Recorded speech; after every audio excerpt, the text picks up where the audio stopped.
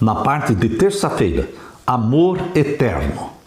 Depois de descrever nossa indiferença, Jesus afirma que esta indiferença tem que ser vencida. Ele diz: àquele que vencer, darei o direito de se assentar comigo no meu trono, como eu também venci e me assentei com o meu Pai no seu trono. Apocalipse 3, 21. Jesus está falando aqui para os vencedores de Laodiceia. Então existem vencedores em Laodiceia. Então existem cristãos aquecidos pelo Espírito Santo em Laodiceia. Porque o remanescente fiel, descrito em Apocalipse 14, verso 12, aqui está a paciência dos santos, os que guardam os mandamentos de Deus e têm a fé de Jesus. Estes remanescentes dos últimos dias são de Laodiceia, batizados pelo Espírito Santo. E Jesus está dizendo: eles são vencedores, e o vencedor vai poder se assentar comigo no meu trono, como eu também venci e me assentei com meu Pai no seu trono. Para muitos, a batalha mais difícil é reconhecer sua fragilidade e admitir a própria incapacidade, aceitar a repreensão de Jesus, arrepender-se e receber com os olhos espiritualmente abertos as vestes da justiça de Jesus. O mais impressionante é que Jesus compreende nossa mornidão e a nossa indiferença. Compreende, mas não aceita. Porque se identifica conosco dizendo: aquele que vencer, como eu também venci. Ele exige vitória. Os que vão ser levados para o céu são homens e mulheres vitoriosos em Jesus Cristo. Por quê? Em Apocalipse capítulo 12, verso 10 diz: porque eles venceram pelo sangue do Cordeiro.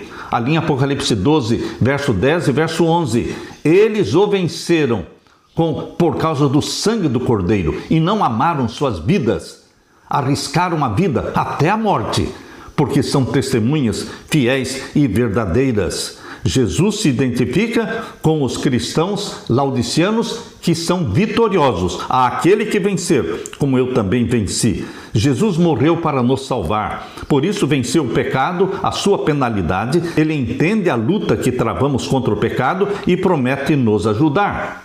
Na Bíblia, muitas pessoas responderam ao convite de Deus para entrar em um relacionamento de aliança com Ele. Essa é a história que percorre toda a Bíblia.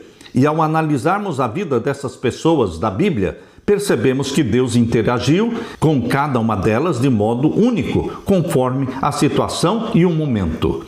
Os seguintes versos da Bíblia revelam sobre como Deus interage com as pessoas. Vamos ver então Gênesis capítulo 2, verso 7, como Deus interagiu com Adão. Gênesis capítulo 2 e o verso 7. Leia comigo, Gênesis 2, verso 7. Aqui diz: então o Senhor Deus formou o homem do pó da terra e lhe soprou nas narinas o fôlego de vida, e o homem se tornou um ser vivente. Um contato pessoal. Jesus, que é o Criador dos céus e da terra, ele não disse: surjam da terra homens e mulheres. Ele falou sobre plantas e flores e tudo mais. Surjam, apareçam. Mas, com relação ao ser humano, ele foi criado à imagem e à semelhança de Deus. Jesus Cristo nos tocou com as suas mãos desde o princípio. Deus fez Adão e Eva pessoalmente. Aqui diz: então o Senhor Deus formou o homem do pó da terra. Ele colocou a mão nesta matéria que formaria o corpo de Adão, e então soprou o fôlego dele, o fôlego de vida que vem de Deus. E quando o fôlego de vida entrou em contato com o corpo que veio da terra, o ser humano, ou seja, Adão e Eva, se tornaram almas viventes. Alma vivente é algo que tem corpo e tem fôlego. Tudo que tem corpo e fôlego são almas viventes. Você é uma alma vivente, porque você tem um corpo que foi feito do pó da terra e tem um fôlego de vida que veio de Deus. Isto faz de você uma alma vivente.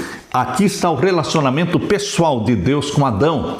E também vemos em Gênesis capítulo 3 e o verso 8 a 10, quando Deus disse: ao ouvirem a voz do Senhor, Deus, que andava no jardim quando soprava o vento suave da tarde, o homem e a sua mulher se esconderam da presença do Senhor Deus entre as árvores do jardim, e o Senhor Deus chamou o homem e lhe perguntou: onde você está? Ele respondeu: ouvi a tua voz no jardim, e porque estava nu, tive medo e me escondi. Meu querido irmão, aqui está um relacionamento pessoal. Deus buscando Adão e Eva. Foi atrás deles, achou-os escondidos atrás de uma árvore. Queridos, Deus não abandonou Adão e Eva porque pecaram. Deus os buscou e Deus continua buscando um relacionamento com os pecadores. Jesus veio buscar e salvar os pecadores. Lemos também um relacionamento pessoal de Deus com Enoque, em Gênesis capítulo 5 e o verso 24. Aqui diz: Enoque andou com Deus e não foi mais visto, porque Deus o levou para junto de si. Tal era o relacionamento, a íntima amizade de Enoque com Deus, que Deus o levou para o céu. Ele foi o primeiro a ser arrebatado para o céu e está no céu. Meu querido irmão, veja o relacionamento de Deus com Noé, no capítulo 6 de Gênesis e o verso 3. Aqui diz: então o Senhor disse: o meu espírito não agirá para sempre no ser humano, pois este é carnal, e os seus dias serão 120 anos. Mas no verso 13, Deus fala de Noé. Então Deus disse a Noé: resolvi acabar com todos os seres humanos, porque a terra está cheia de violência, por causa deles, eis que os destruirei juntamente com a terra. Deus falou pessoalmente com Noé. Deus o preparou para a salvação através de uma arca. E lemos também do relacionamento pessoal de Deus com Abraão, em Gênesis capítulo 12. Gênesis capítulo 12, vemos então o verso 1 até o verso 4. O Senhor disse a Abraão: saia da sua terra, da sua parentela e da casa do seu pai, e vá para a terra que lhe mostrarei.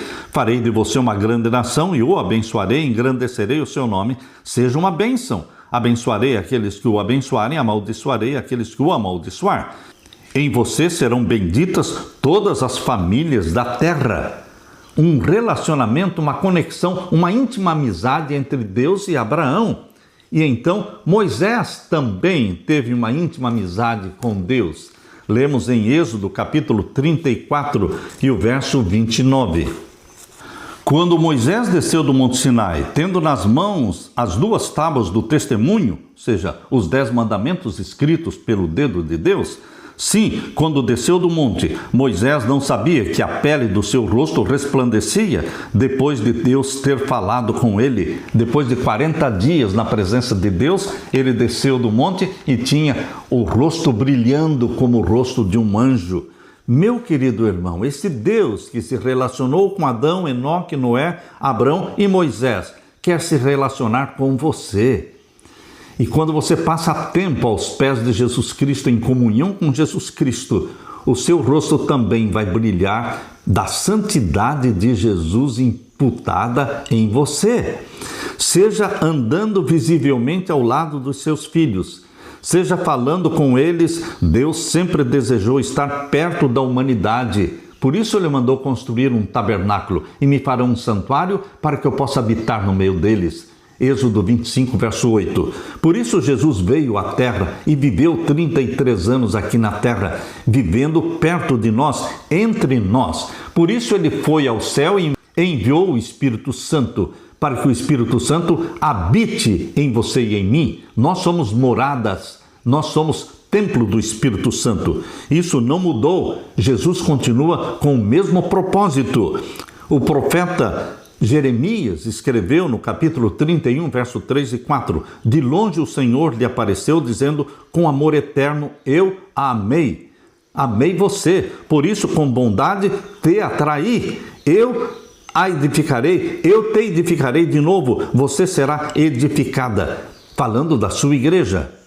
Seja no começo, seja no fim do dia, Deus está buscando você, esperando para levá-lo para perto dele. Deus, que é o amor eterno, que mostrou em Jesus Cristo que este amor é real, verdadeiro, ele quer salvar você. E você precisa estar perto dele para ser salvo e para ser protegido dos ataques de Satanás. Esconda-se em Jesus Cristo, o leão da tribo de Judá. E o outro leão, que é Satanás, ele não vai se aproximar de você. Satanás já é um poder vencido. A cabeça da serpente já foi esmagada quando Cristo morreu na cruz sem pecado, pelos nossos pecados. Aleluia!